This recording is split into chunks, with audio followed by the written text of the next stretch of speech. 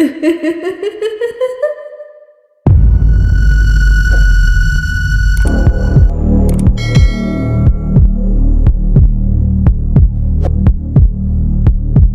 in late 2022, I was driving south through Northern California after spending the weekend with my parents. They live near the coast, far from the crowded cities, where the highways twist through forests and cliffs for miles without a single gas station or signal tower in sight. I left later than I should have. Around 8:30 that night, I started the long drive home alone, thinking I could handle it. For the first couple hours, everything was normal. Then the fog arrived. Not normal fog either. Within minutes, the road disappeared into a wall of gray. My headlights barely reached 20 feet ahead, and every tree beside the highway looked warped and unfamiliar.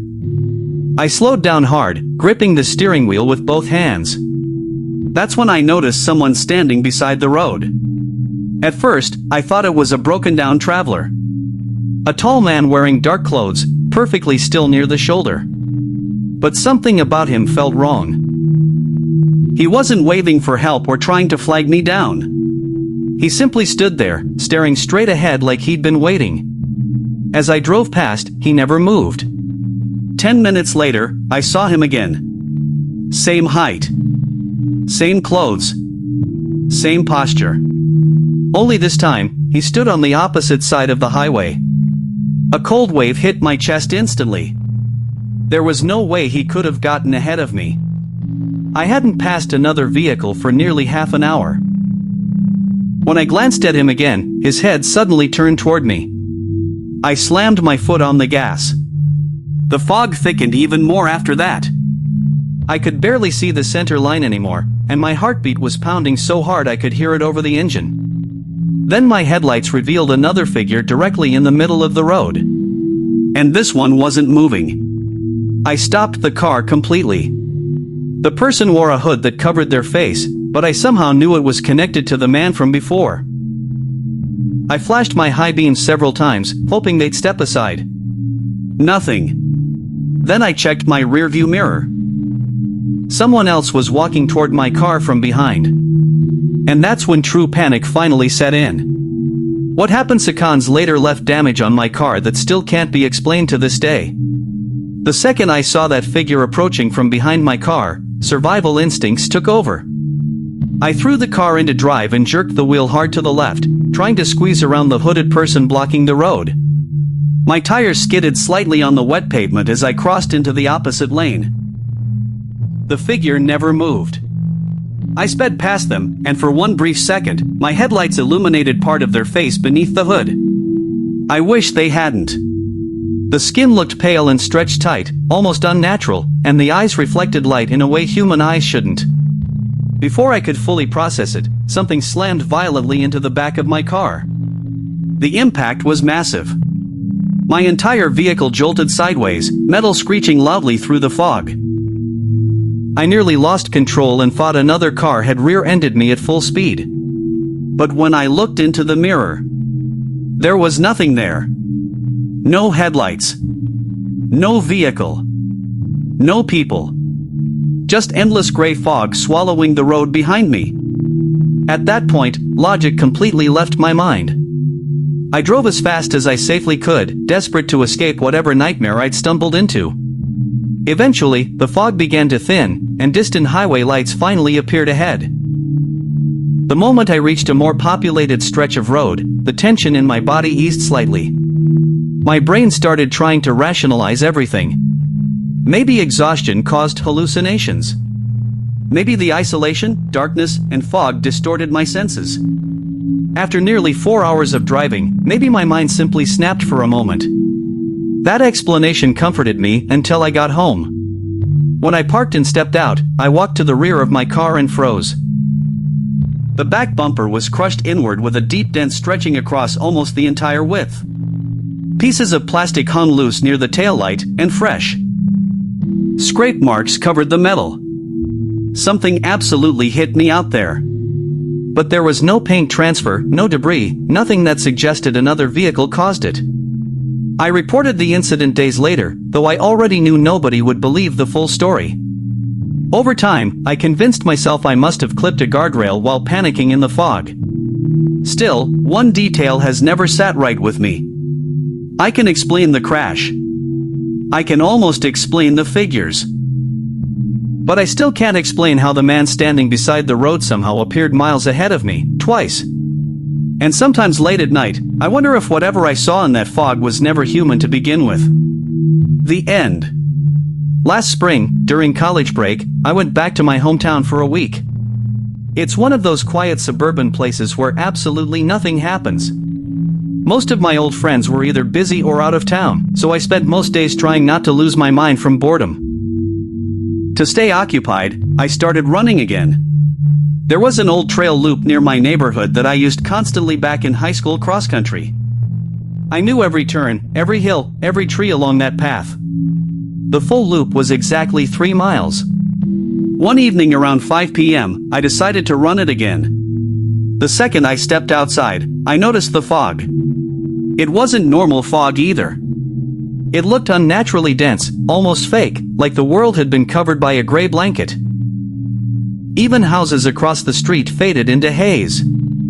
I almost canceled the run but talked myself out of it. I'd run that trail hundreds of times before. There was no way I could get lost. At first, everything felt normal. My shoes pounded softly against the dirt path while the woods stayed silent around me. The fog thickened beneath the trees, reducing visibility to maybe 15 feet, but I kept moving. Then I checked my running watch. 2.5 miles. That didn't make sense. I should have been approaching the exit of the trail by then, but I was still deep in the woods with no end in sight. I assumed my GPS was glitching and kept going. But then the watch passed 3 miles. And I was still surrounded by trees. That's when fear slowly started creeping in. There was only one trail. No side paths. No forks. No alternate route. Yet somehow the forest just continued endlessly ahead of me. I stopped running completely, trying to think rationally, but the silence around me suddenly felt heavy and wrong. Then I heard it. A low droning noise echoing through the fog. Not an animal. Not a person. It sounded almost human, but stretched and distorted like some kind of distant siren. The sound rose and fell slowly, vibrating through the woods in a way that made my stomach tighten instantly. And the worst part? It was getting closer. I turned around and started running back the way I came, but the sound followed me perfectly through the trees, matching my pace no matter how fast I moved. Then, through the fog behind me, I finally saw something moving. What emerged from the fog that night was taller than any person I'd ever seen. The moment I noticed movement behind me, every instinct screamed to run faster. Branches whipped past as I pushed deeper down the trail, my lungs burning from exhaustion. I had already run over 4 miles at that point, but adrenaline forced my legs to keep moving. The droning sound still echoed through the woods. Closer now. It rose and dipped in volume like some giant breathing slowly in the fog behind me. Every time I looked back, I caught flashes of movement between the trees, but never enough to fully understand what I was seeing. Then I finally reached the end of the trail. I burst out of the woods onto the street, nearly collapsing onto the pavement while trying to catch my breath. The fog outside was still thick, but at least I wasn't trapped beneath the trees anymore. For a few seconds, the sound stopped. Everything became silent. I turned back toward the trail entrance. At first, I thought my eyes were playing tricks on me. Then the shape moved. Something incredibly tall stood just inside the fog-covered trail. It was far too large to be a normal person. Even from a distance, I could tell its head nearly reached the lower tree branches. The figure swayed slightly from side to side, watching me. I couldn't make out a face. It looked more like a black silhouette than a real body, as though the fog itself had formed into a human shape. And then that horrible droning noise started again. Only now I realized something terrifying. The sound wasn't coming from around the creature. It was coming from the creature itself. I backed away slowly at first, completely frozen in disbelief. But the second the figure leaned forward slightly, I snapped out of it and sprinted home faster than I ever had in my life. I locked every door the moment I got inside. That night, I barely slept. Every time I closed my eyes, I saw that towering shape standing silently inside the fog.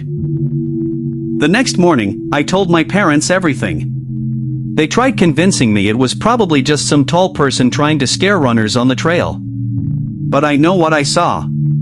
No human could move like that. And no human could make that sound. A few days later, curiosity got the better of me. I searched online to see if anyone else had experienced something similar near those woods. That's when I found old local posts describing strange noises, missing pets, and shadow-like figures seen during heavy fog near the same trail system. I never ran there again.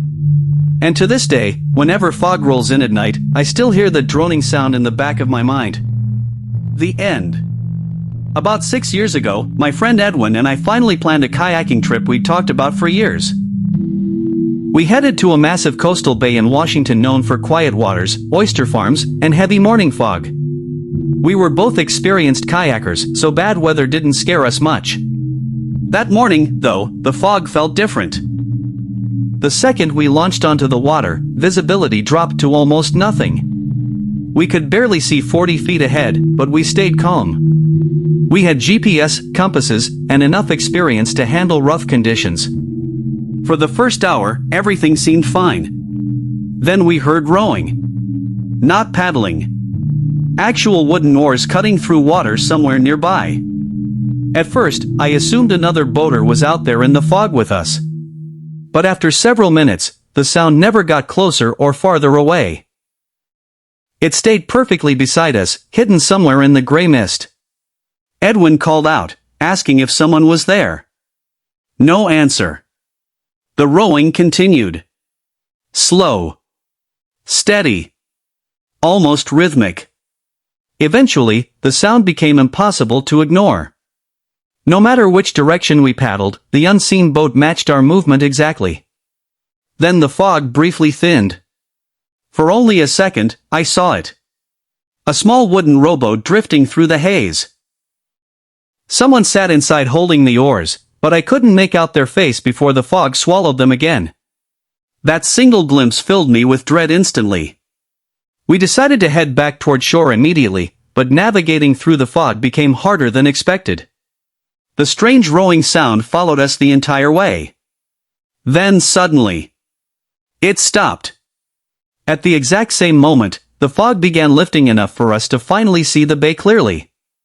And there was nothing there. No rowboat. No other people. Just empty water stretching in every direction. Edwin looked more terrified than I'd ever seen him before. Neither of us spoke while paddling toward land.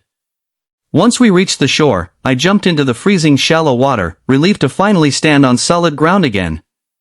That's when Edwin called my name. Near the edge of the beach were fresh barefoot footprints leading out from the water.